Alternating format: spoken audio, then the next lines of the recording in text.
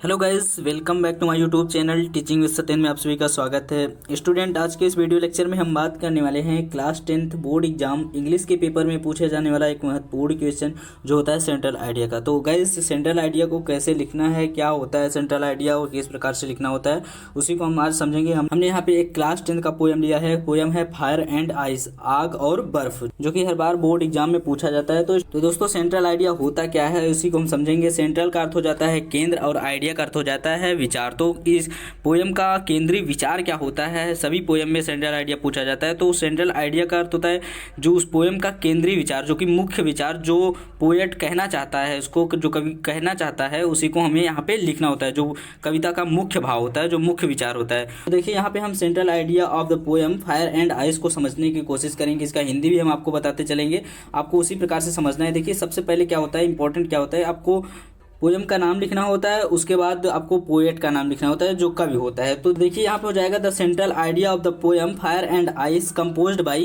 Robert Frost. तो इसका अर्थ हो जाएगा रॉबर्ट द्वारा रचित फायर एंड आइस कविता का केंद्रीय विचार है कि इज दैट कि the poem fire and ice expresses the idea that the world would and in either by ice और बाई फायर। तो इसका अर्थ हो जाएगा कविता फायर एंड आइस अर्थात कविता आग और बर्फ इस विचार को व्यक्त करते हैं कि दुनिया का अंत या तो बर्फ से होगा या तो आग से। कवि इसमें कहना क्या चाहता है, हमें उसी को समझना है। कवि के अनुसार देखिए आगे क्या हो जाएगा, अकॉर्डिंग टू द पोएट। कवि के अनुसार देखिए आगे क्या कहता है कवि, fire symbolized human desires greed cruelty ETC. तो इसका अर्थ हो जाएगा यहाँ पे कवि के अनुसार अग्नि मानवीय इच्छाओं, लोभ, क्रूरता आदि का प्रतीक है। तो आगे हो जाएगा ऑन द अदर हैंड, अर्थात ऑन द अदर हैंड का अर्थ हो जाएगा दूसरी ओर।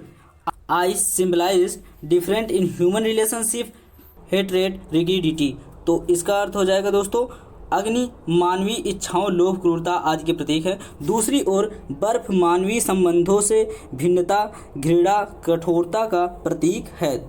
तो आगे हो जाएगा अकॉर्डिंग टू द पोएट, अर्थात कवि के अनुसार both the fire and ice equally capable to end the world completely. अर्थात इसका अर्थ हो जाएगा कवि के अनुसार आग और बर्फ दोनों ही दुनिया को पूरी तरह खत्म करने के समान रूप से सक्षम है। तो दोस्तों, देखा हमने यहाँ पे किस प्रकार से बताया है आपको सेंट्रल आइडिया क्या होता है, सेंट्रल आइडिया का अर्थ क्या होता है, अर्थात पोएट अर्थात कवि कहना क्या चाहता है उसी को हमको यहाँ पे लिखना होता है। जैसे हम किसी भी पोयम का सेंट्रल आइडिया लिखते हैं, हमको इसी प्रकार से लिखना है, चाहे वो किसी भी पोयम का हो, उसको आपको समझना है। और यह बोर्ड एग्जाम में बिल्कुल आ भी सकता है, आपको बिल्कुल पूरी तरह से इसको देख कर जाना है। वीडियो को 1 से 2 बार आप देखेंगे, आपको पूरी तरह से याद हो जाएगा। तो दोस्तों, वीडियो को लाइक कर दीजिए और चैनल को सब्सक्राइब करके बेल आइकन को प्रेस कर दीजिए।